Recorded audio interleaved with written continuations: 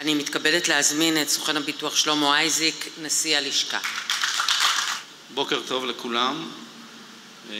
מירית קראת לי את הנשמה, ואני מקווה שאני אצליח להתגבר על זה.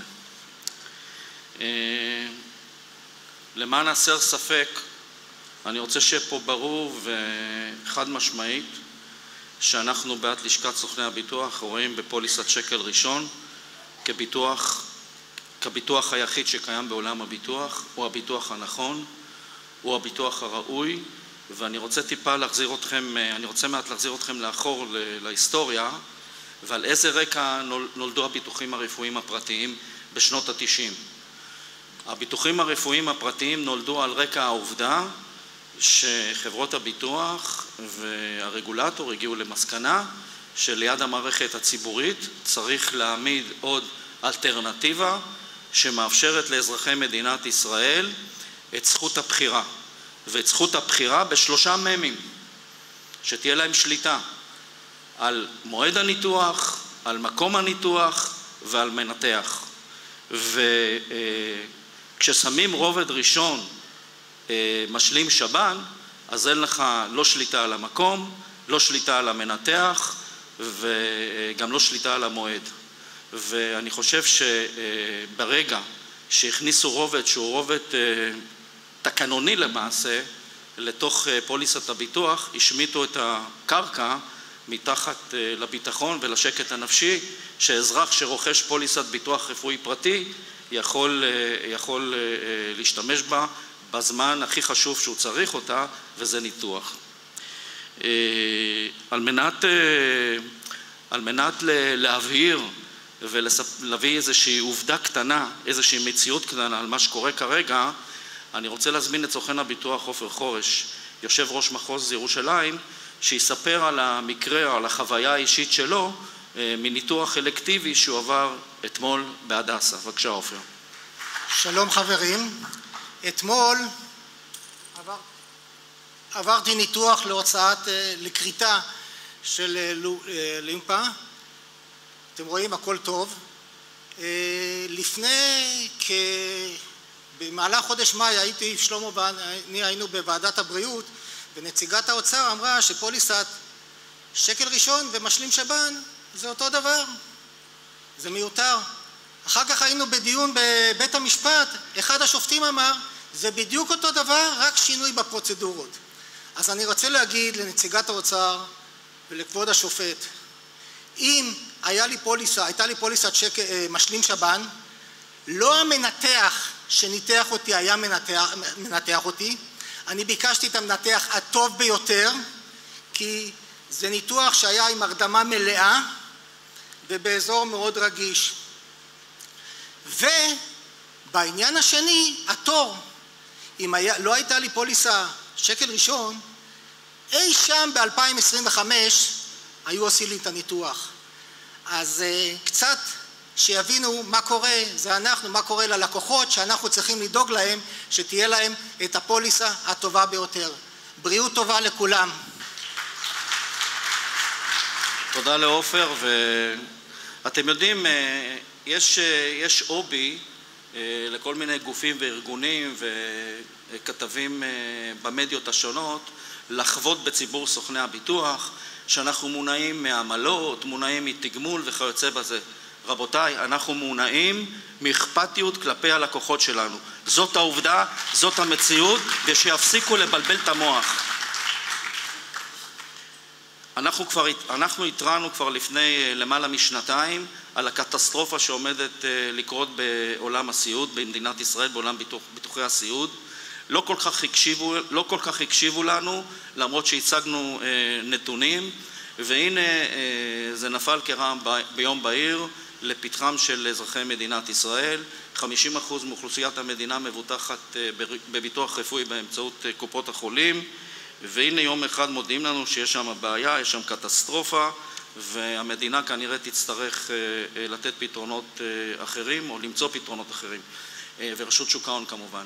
אנחנו כחלק מההשתתפות הדומיננטית שלנו בוועדת הבריאות הוצאנו נייר עמדה, ובסופו של דבר מה שנכון מבחינתנו זה שיהיה פתרון ממלכתי כרובד ראשון לכל אזרחי המדינה, כי אם זה לא יקרה, אז אנחנו נצטרך בעוד 3-4 שנים לדון בקטסטרופה הבאה. שמחתי לשמוע אתמול בדיון שהתקיים בוועדת הבריאות, שגם קופות החולים לא רואות באנדרוגינוס הזה של ביטוח רפואי שמטפלות בו כמסלקה וכיוצא בזה, משהו שהוא בקור ביזנס שלהם, והן מאוד מאוד היו רוצות להיפרע מזה. אז זה מה שהולך לקרות.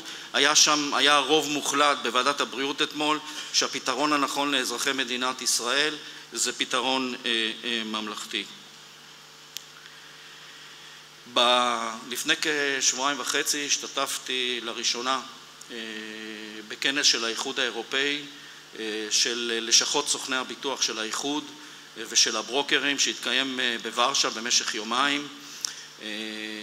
ואתם יודעים, זה מאוד מאוד נחמד לבוא ולראות, להתרועע, לדבר עם קולגות ולהבין על ההבדלים בין השוק שלנו לשוק שקיים באירופה, במיוחד כשמשרד הכלכלה מוביל מהלך של מה שטוב באירופה, טוב גם לישראל.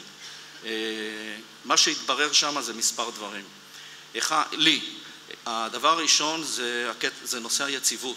שוק הביטוח באירופה הוא שוק יציב, עדיין מוכרים מעורב, עדיין מוכרים כל החיים, עדיין מוכרים יוניקלינג, שזה משהו שהוא זהה למוצרי העדיף, והעסק שם מתנהל בצורה יציבה, כמעט ללא שינויים וכמעט ללא מעורבות רגולטורית ביום יום של מי שפועל בתעשייה הזאת.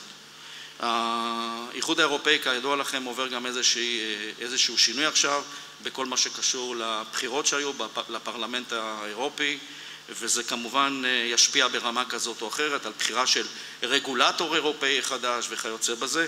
היה מאוד מאוד מעניין לשמוע את הדברים האלה. אגב, גם התעניינתי בנושא הסיעוד, ובעיית הסיעוד היא כנראה חובקת עולם, זה לא משהו לוקלי, ורוב רובם של חברות הביטוח והמשווקים שם אין להם פתרונות מיוחדים, אלא הכל נעשה במסגרת הממלכתית. ומה שהכי בלט בעיניי זה הנושא של התחרות. ואני מחבר את זה לאיזושהי עבודת מחקר שעשינו לאחרונה והגשנו אותה למשרד האוצר. רבותיי, אנחנו נמצאים במקום האחרון בעולם המתקדם, בכמות חברות הביטוח למיליון תושבים.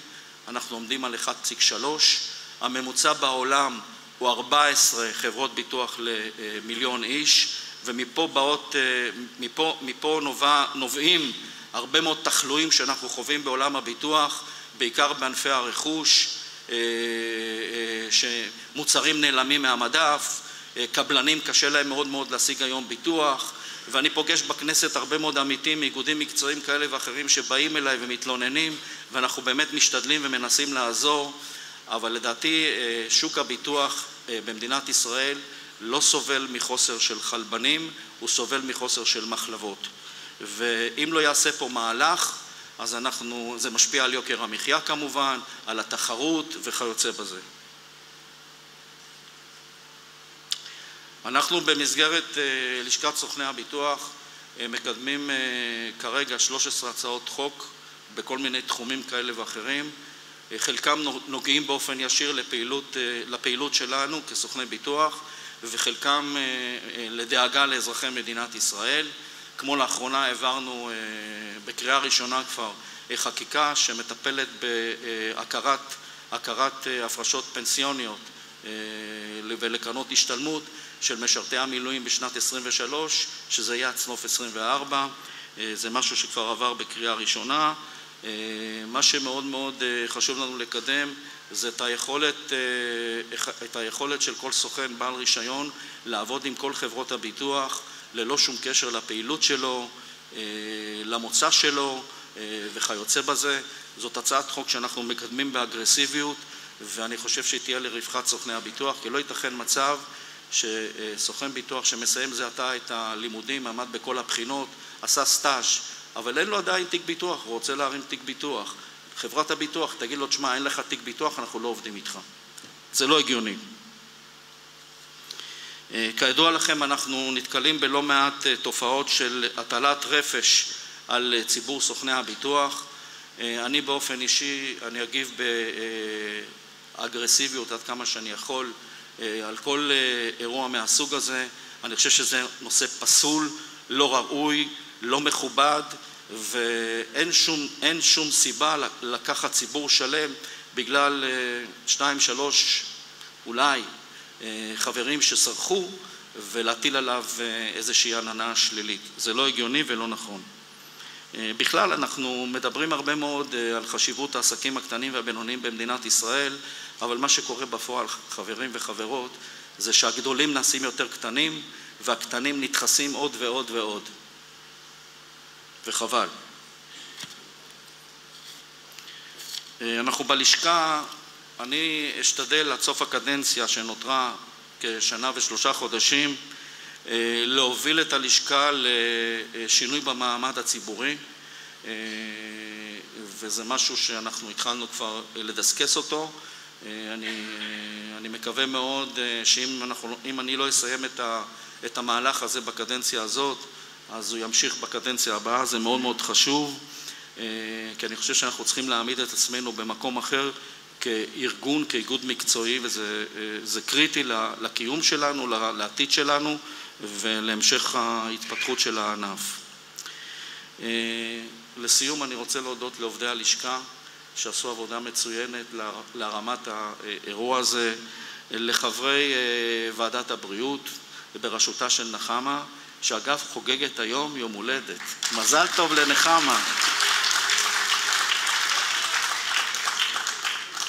אני מייחל לחזרת כל החטופים והחטופות, לכל המפונים שיחזרו לבתים שלהם, לשלומם של חיילי צה"ל, לבריאותם של חיילות וחיילים שנפצעו במלחמה הארורה הזאת, ואני רוצה לאחל לכולנו בשורות טובות, ושהמדינה שלנו תספק לאזרחיה את מה שהם ראויים, והם ראויים להמון. תודה רבה, ועם ישראל חי.